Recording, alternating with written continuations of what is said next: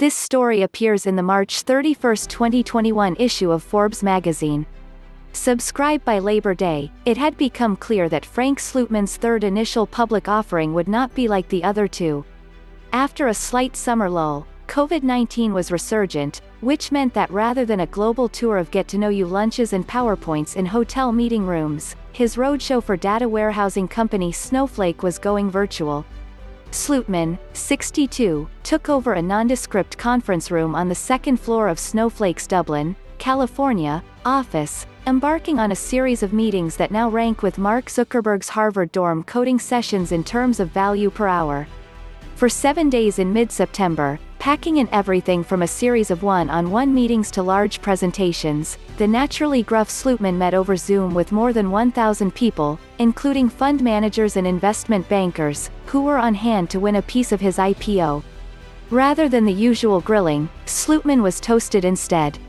The issue was not, "Do I like the company?" The issue was, "How many shares do I get?" He recalls in his Dutch accent. Of the virtual IPO, he says, "I absolutely loved it." Slootman, who took over Snowflake in April 2019, had been as ruthlessly efficient with the rest of the process. Just 6 months in, he had lined up his anchor investors, including Dragoner Investments and Mark Benioff's Salesforce. Around the same time, he began meeting with research analysts who would wind up setting bullish prices for the IPO. And when Slootman and his team virtually rang the bell of the New York Stock Exchange, a process that looked as awkward as it sounds, raising some $3.4 billion in the process, Salesforce and others were there to support the floor. "These are people we knew from previous rodeos," Slootman says with a shrug.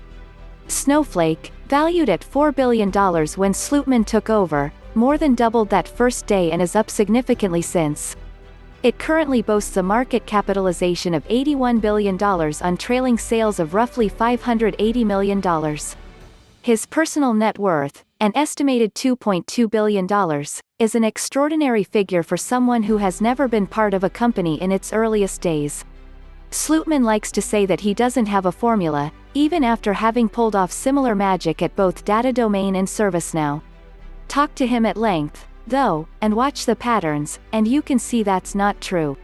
The former sailor runs pre-IPO companies like a tightly rigged high-performance watercraft, a captain with extreme confidence who will throw overboard anyone who shows the mildest mutinous inclination. "When I was a younger man, I was more tolerant. I always thought I could coach people to a place where they would be great," Slootman says.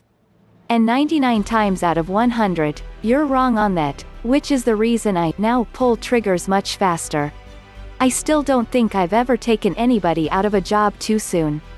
It's always been too late."